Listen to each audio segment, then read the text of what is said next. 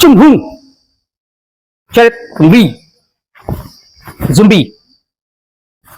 Hello guys, this is PC Shukla and welcome back to once again in my YouTube channel Sultanpur taekwondo. Guys, जैसा कि मैंने आपको इससे पहले article 14 prohibited acts and penalties को explain किया था, तो आज कुछ लोगों की डिमांड ऐसी थी कि उस वीडियो के माध्यम से, क्योंकि ये पूरे कॉम्पिटिशन रूल बुक का सबसे इंपॉर्टेंट आर्टिकल है प्रोहिबिटेड एक्ट्स, तो इसे हमें समझना बहुत जरूरी है, क्योंकि सबसे ज्यादा जो कंफ्यूजन होता है वो इसी आर्टिकल में होता है. तो इस आर्टिकल का जो सबसे पहला एक्ट है वो है crossing the boundary line. Actually crossing the boundary line होता क्या है? देखिए, जब भी कंटेस्टेंट कंप्लीटली उसका एक पैर मिनिमम सिंगल लेग और both leg when he will completely out of boundary line, then this is actually crossing the boundary line. मैं आपको इसको एक्ट के साथ में दिखाना चाहूंगा. Suppose that they both are contestant Chong and Hong. They will start fighting. Zumbi, Shizak, hello. This is actual crossing the boundary line.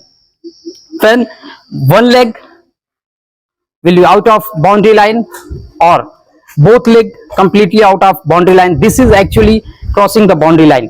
जब भी कंटेस्टेंट का कोई चोंग या होंग जो भी बाउंड्री के बाहर उसका एक पैर पूरी तरीके से बाहर जाता है, इस तरह से, ये है आपका क्रॉसिंग द बाउंड्री लाइन. या दोनों पैर पूरी तरीके से बाहर जाते हैं तो ये है crossing the boundary line. Suppose that अगर किसी कंटेस्टेंट का इस तरह से पैर है, आधा अंदर है और आधा बाहर है, तो ये क्रॉसिंग द बाउंड्री लाइन नहीं होता है. तो मेरे ख्याल से आपको समझ में आ गया होगा कि crossing the boundary line actually होता क्या है. जब इस तरह से क्रॉसिंग द बाउंड्री लाइन होता है तो जो भी कंटेस्टेंट हमारा चोंग या होंग जो भी बाहर जाता है उसे हम गमजूम से पेनलाइज करते हैं. और जब भी अब उसे आप गमजूम करेंगे, सपोज दैट आपने चोंग को गमजूम किया तो होंग के स्कोर में 1 पॉइंट जो है वो ऐड हो जाएगा. Again, now once again start Shizak.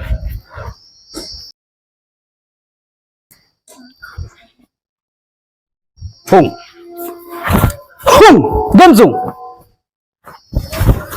Shizak. Hello. देखिए, अभी यहां पे क्या हुआ कि होंग ने चोंग को पुश किया, देन वो क्रॉसिंग द बाउंड्री लाइन किया उसने. तो ऐसी सिचुएशन में जब भी चोंग या होंग कोई भी कंटेस्टेंट किसी को पुश करता है, किसी की पुशिंग की वजह से कोई contestant out of boundary line जाता है, तो वो क्रॉसिंग द बाउंड्री लाइन नहीं होती है. ऐसी सिचुएशन में क्या होगा, जिस भी कंटेस्टेंट ने दूसरे वाले को पुश किया है, जिसकी पुशिंग की वजह से वो कंटेस्टेंट बाहर जा रहा है, उसे पेनलाइज किया जाएगा गमजूम से. और इस बार स्कोर क्या होगा कि यहां से इसमें ऐड होगा, जो कंटेस्टेंट हमारा बाहर गया है चोंग या होंग, उसको एक स्कोर मिलेगा. वंस अगेन जुबी, कैसो, हेलो, गमजूम, कैसो, hello. This is actual crossing the boundary line. क्या हुआ, जब भी कोई कंटेस्टेंट किक हिट करता है और उसके किक के फोर्स से अगर कोई कंटेस्टेंट बाउंड्री को क्रॉस करता है, तो ये actual crossing the boundary line है. और इसकी वजह से जो हमारा कंटेस्टेंट बाहर जाएगा क्रॉसिंग द बाउंड्री लाइन के, उसे हम गमजूम से पेनलाइज करेंगे. चुम, गमजूम, किसो, हेलो, स्टॉप करो. तो गाइज, अभी आपने देखा crossing the boundary line. Next हमारा आता है प्रोहिबिटेड एक्ट्स, फॉलन डाउन. जब भी कोई प्लेयर फाइट करते दौरान यदि गिर जाता है तो उसे भी गमजूम से पेनलाइज किया जाता है. इसमें कुछ कंडीशंस हैं. कभी कभी जो फॉलन डाउन करता है प्लेयर उसको गमजूम होता है, कभी कभी जो फॉलन डाउन करता है, ये एक्चुअली देखा जाता है कि वो जो रीजन है उसके पीछे गिरने के वो क्या है. वो खुद से गिर रहा है या किसी किक के फोर्स की वजह से गिर रहा है, या कुछ और, तो एक्चुअल सिचुएशन क्या होती है या एक्चुअल रीजन क्या होता है उसके फॉल एंड डाउन का, उसको जज करना होता है रेफरी को। जो भी हमारा सेंटर रेफरी होता है उसके अकॉर्डिंग वो गन जोन किसको मिलना चाहिए वो उसे पेनलाइज करता है। उससे स्टार्ट करते हैं। ज़ुम्बी कैसो, हेलो, गमजू। यहां पे क्या है, चोंग ने होंग को किक किया और चोंग के किक के फोर्स की वजह से होंग ने फॉल एंड डाउन किया, गिर गया वो। तो इसकी वजह से क्या होगा कि होंग को गमजूंग पेनलाइज किया जाएगा और एक स्कोर चोंग के स्कोर में ऐड हो जाएगा। फिर हमारा नेक्स्ट आता है ज़ुम्बी किसो, हेलो, गमजू। यहां पे क्या होता है कि होंग ने किक किया और किक को करते वक्त वो डिसबैलेंस हो गया और उसकी वजह से वो गिर गया। इसमें क्या हुआ कि वो खुद से गिरा है, तो इसका भी गमजूंग उसको फॉल एंड डाउन के लिए उसको ही दिया जाएगा, ना कि चोंग को दिया जाएगा। लेकिन कुछ सिचुएशन में क्या होता है कि suppose that Hong kick execute कर रहा है या चोंग किक एग्जीक्यूट कर रहा है और during kick execution suppose that वो किक कर रहा है और किक के एग्जीक्यूशन के टाइम पे उसको चोंग या होंग पुश कर देता है और उसकी वजह से फॉल एंड डाउन उधर उसका होता है। तो ऐसी सिचुएशन में जिसने पुश किया है उसको फॉल एंड डाउन मिलने के लिए गमजूंग दिया जाएगा, ना कि गिरने वाले को।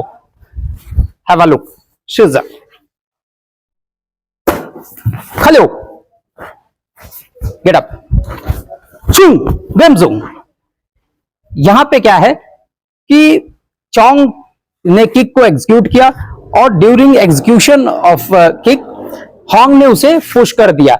ऐसी सिचुएशन में जो भी फॉल एंड डाउन कर रहा है उसे गमजूंग नहीं दिया जाएगा। गमजूंग किसको दिया जाएगा, जिसने उसे पुश किया है, क्योंकि वो किक एग्जीक्यूट कर रहा था उस टाइम पर उसने उसे पुश किया। हालांकि इससे पहले मैंने आपको बताया कि पुशिंग जो होता है वो अलाउ है, लेकिन ऐसी सिचुएशन में जब कोई कंटेस्टेंट किक को एग्जीक्यूट कर रहा है उस टाइम पर अगर उससे पुश किया जाता है तो पुश करने वाले को गमजूंग दिया जाएगा, ना कि गिरने वाले को। नेक्स्ट हमारा आता है कैसो।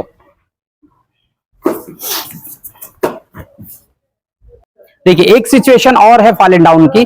सपोज दैट कोई कंटेस्टेंट एडवांस किक करता है, टर्निंग किक करता है, वो फेस पे करता है या हमारा ट्रंक पे करता है। तो अगर वो उसने किक किया और किक करने के बाद वो गिर जाता है, तो यहां पे कंडीशन दो तरह की बनती है।